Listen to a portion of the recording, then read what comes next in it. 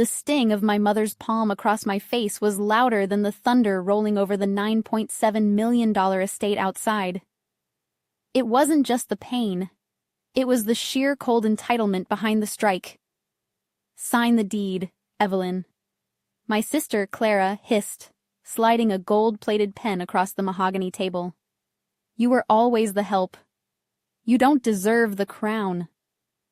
I looked at the lawyer, Mr. Sterling, who had been silent for an hour. He leaned in, his voice a low vibration that seemed to freeze the air.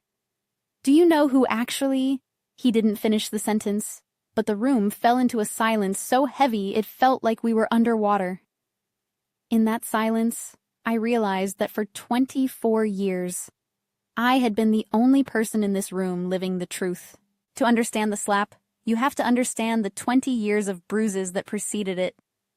I grew up in the old oak manor, a sprawling Gothic masterpiece of marble and secrets. To the world, we were the Blackwells, pillars of industry, heirs to a shipping empire. But inside those walls, I was the quiet one. My sister, Clara, was the sun. She was beautiful, vibrant, and cruel. My mother, Beatrice, worshipped her. They spent their days in Paris, their evenings at galas, and their nights spending the money my father, Arthur, worked himself to death to provide. And then, there was me.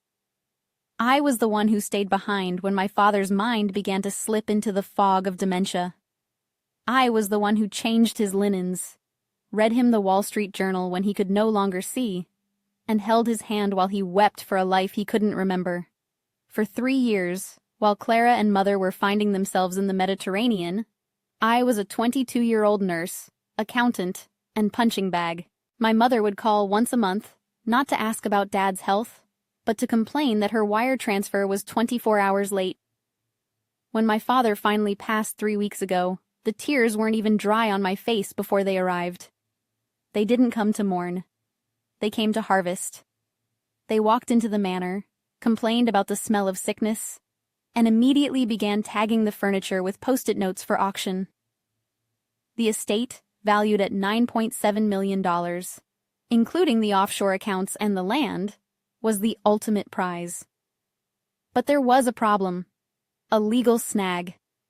My father had updated the deeds 6 months before his death, and for some reason, the state required my signature for any transfer of title. That brings us to tonight, the family gathering, the vultures' picnic, as I called it in my head. We sat in the grand library, surrounded by thousands of books my mother never read. The air was thick with the scent of expensive lilies and the underlying rot of greed.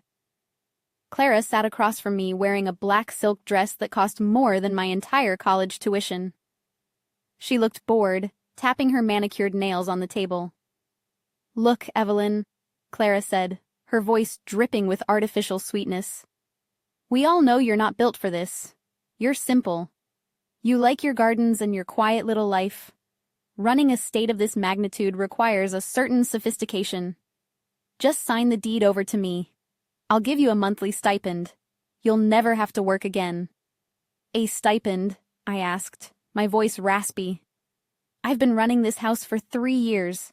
I managed Dad's medications, the staff payroll, and the tax audits while you were in Mykonos."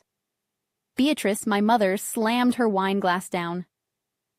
"Don't you dare use that tone with your sister. You were a caretaker, Evelyn, a glorified maid. Your father was senile when he gave you any authority. We are the face of this family.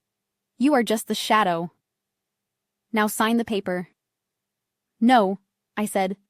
The word was small, but it hit the room like a grenade. "What did you say?" Beatrice's eyes narrowed into slits. "I said no. I'm not signing the deed over to Clara.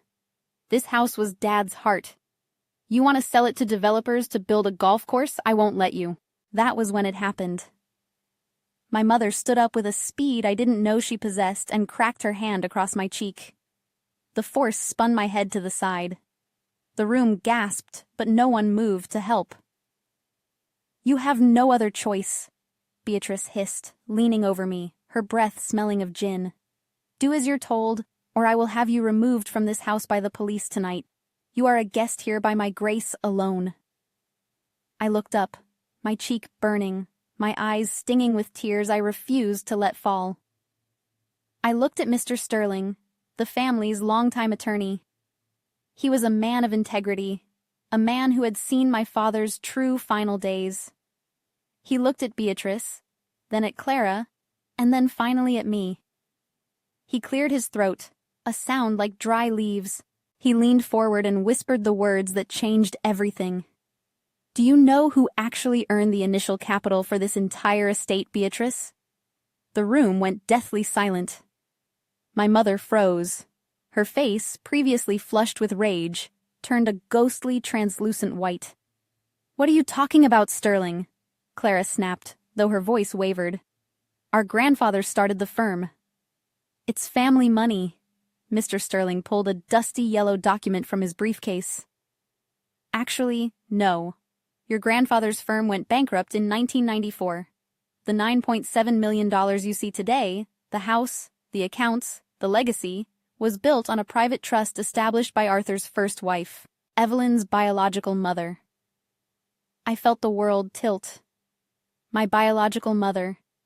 I had been told she was a penniless orphan who died in childbirth.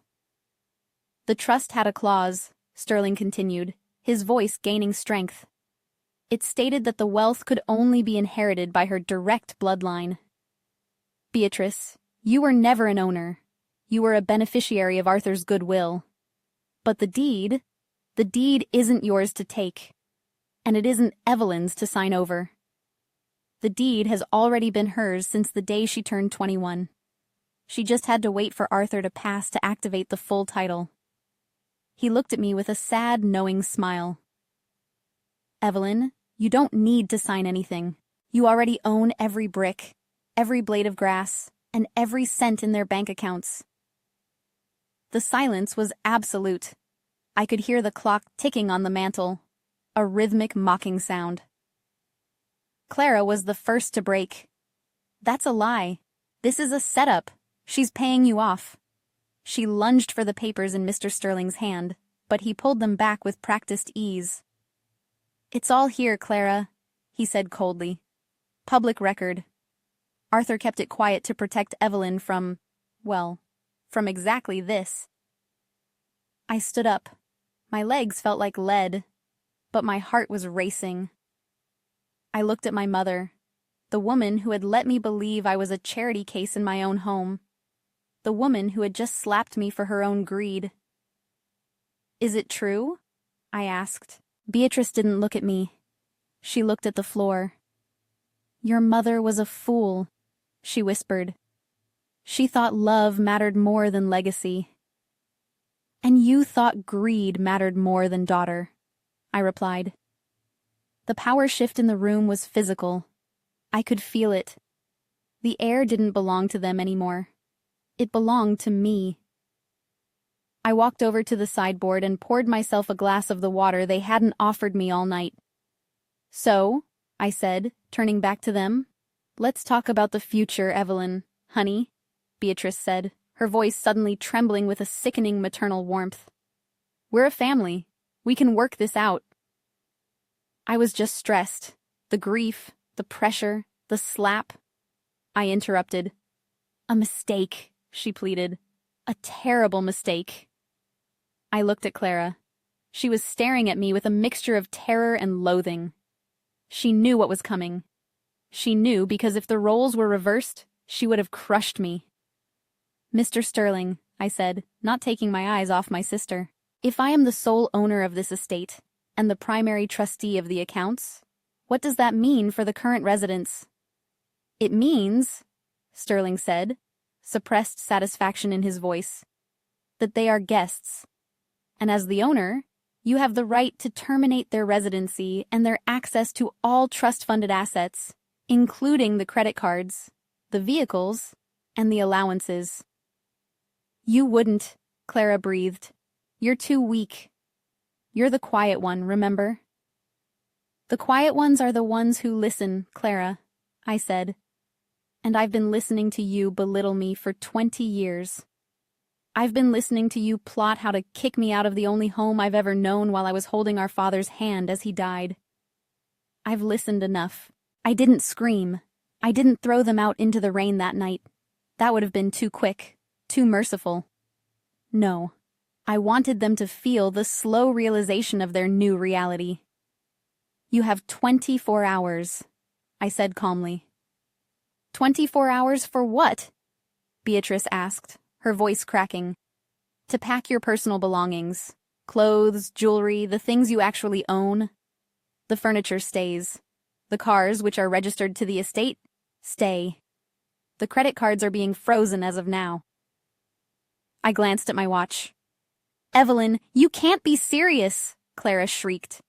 Where are we supposed to go? You have that apartment in the city, don't you, Clara? The one you bought with the emergency funds you embezzled from Dad last year? Oh, don't look so surprised. I've been doing the accounting. Remember, I saw the trail. I turned to my mother. And you, Mother, you can go with her. I'm sure you'll enjoy the sophistication of a 2-bedroom condo after living in a 30-room manor. You're a monster, Beatrice. The mask finally dropping. No, I said, walking toward the door. I'm the owner, and the help is finished for the night. The next day was the most peaceful day of my life. I sat on the veranda and watched as movers carried out their designer luggage. Clara cried. Beatrice cursed. They tried to call their friends, the high society of the city, only to find that word travels fast. Mr. Sterling had ensured the legal community knew the Blackwell fortune had shifted hands. No one wanted to be on the wrong side of the new $9.7 million heiress.